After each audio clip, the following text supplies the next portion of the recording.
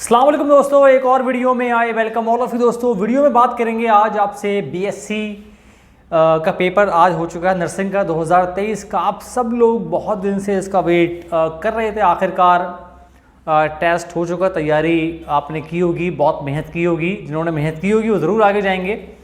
Paper आपने देख लिया, मैंने भी देख लिया, आपको आंसर की दी थी 61 से 62 क्वेश्चन मैंने बताए थे आपको, चेक कर लिए होंगे आपने। अब दोस्तों नेक्स्ट पॉइंट है कट ऑफ क्या रहने वाली है। दोस्तों इस वीडियो में बताऊंगा आपको डिटेल, थोड़ा पेपर के बारे में बात करेंगे, पेपर का लेवल क्या था और कट ऑफ इंटरनल और एक्सटर्नल ओबीसी के लिए क्या रहने वाली है। दोस्तों आगे बढ़ने से पहले आपसे रिक्वेस्ट, सब्सक्राइब नहीं किया अभी तक तो प्लीज़ कर लें, बेल आइकॉन दबाएं ताकि वीडियो आप तक टाइम पर पहुँचें। दोस्तों पहले बात करते हैं पेपर के बारे में। दोस्तों पेपर में पहले बात करते हैं बायो में लगभग 23 सवाल आए थे।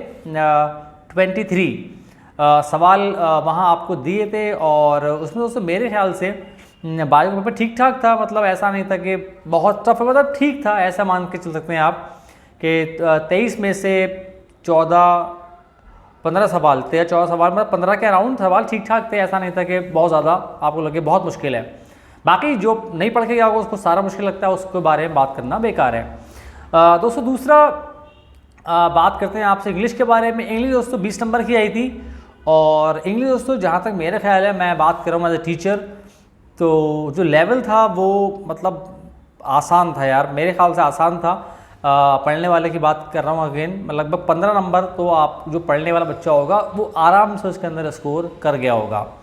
दोस्तों बात करते हैं अब आपसे नर्सिंग एप्टीट्यूड के बारे में। नर्सिंग एप्टीट्यूड भी बहुत मुश्किल नहीं आया था दोस्तों, वो भी 20 नंबर का आता है और मतलब बहुत मुश्किल नहीं था यार वो, जिनने थोड़ा सा भी सही से पढ़ लिया होगा दोस्तों मेरे ख्याल से वो इसमें आराम से मतलब 20 में से 14-15 सवाल तो मेरे ख्याल से आराम से कर लेना चाहिए। इतना मुश्किल नहीं था यार।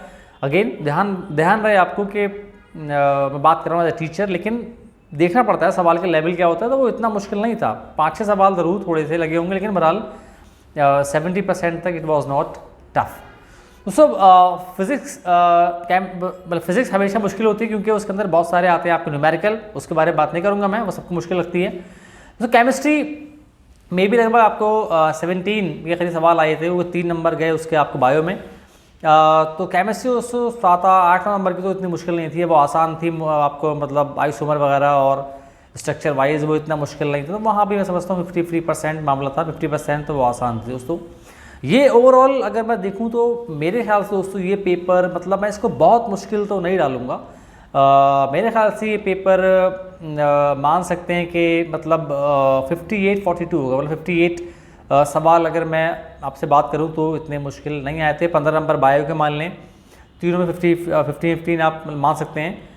45 दोस्तों हो गए, बाकी लगभग 9 नंबर दोस्तों मान लें आप केमिस्ट्री के अंदर। 54 मतलब 55-56 या कुछ और भी फिजिक्स में इतने मुश्किल नहीं थे, सारे तो न्यूमेरिकल नहीं थे, तो 56 और मतलब 44 मान लें आप। मतलब ये पेपर का मेरे ख्याल से 56% इतना आसान था, बाकी 44% in my opinion it was a bit difficult. दोस्तों बात करते हैं कट ऑफ के बारे में। पहले बात करेंगे अगर आप हैं एक्सटर्नल।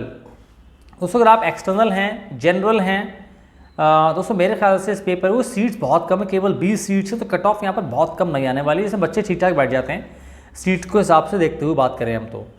दोस्तों मेरे ख्याल से जो कट ऑफ यहाँ पर रहने वाली है, जनरल में बात कर रहा हूँ आपसे, वो मेरे ख्याल से 58-60, इससे कम रहना मुश्किल है।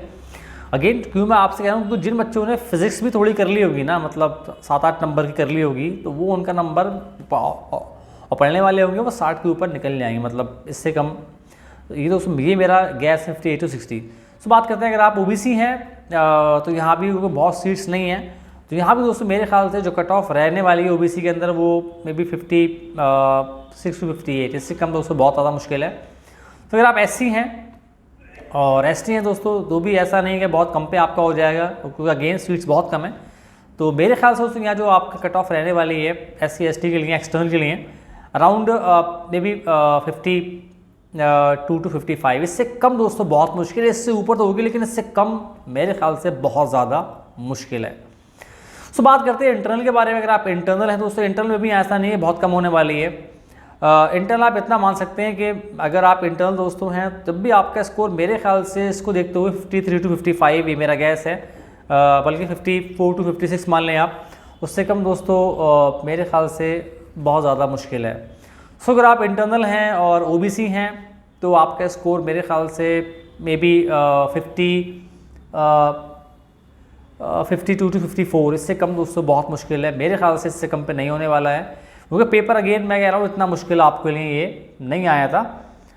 दोस्तों उसके बाद बात करते हैं, अगर आप इंटरनल हैं और SC ST में से बिलोंग करते हैं आप, तो दोस्तों मेरे ख्याल से यहाँ देखते हुए cut of may be 47 to 50, इससे कम दोस्तों मेरे ख्याल से बहुत मुश्किल है, क्योंकि इसके अंदर बहुत सारे बच्चे वो जाते हैं जो नीट वाले भी होते हैं, जो नीट की तैयारी करते हैं, तो उनके लिए बहुत मुश्किल मेरे ख्याल से पेपर नहीं रहा होगा। और मेरा भी दोस्तों यही मानना है, पेपर अगर आप देखें तीनों पार्ट इंग्लिश, बायो एंड आपका नर्सिंग वाला पार्ट था 63 मार्क्स का दोस्तों ये पार्ट था, और इसके अंदर मेरे ख्याल से मतलब 50 के अराउंड अगर मैं देखूँ, मतलब 48 अगर आप मान लें, पेपर आसान था। बाकी बल्कि अगर आप थोड़ा और कम माने 46 ही मान लें, अगर आप और थोड़ा मैं इसको डाउन करता हूँ आपके हिसाब से, तो फिर भी दोस्तों कुछ बच्चे ऐसे होंगे जो फिज़िक्स और केमिस्ट्री में दोनों मिला के 15 नंबर तो निकाल लेंगे, क्योंकि केमिस्ट्री अगेन जैसे मैं बताया इतना मुश्किल नहीं आई थी। 50% केमिस्ट्री आसान थी, वो मुश्किल नहीं थी। अगेन पढ़ने वालों की बात कर रहा हूँ,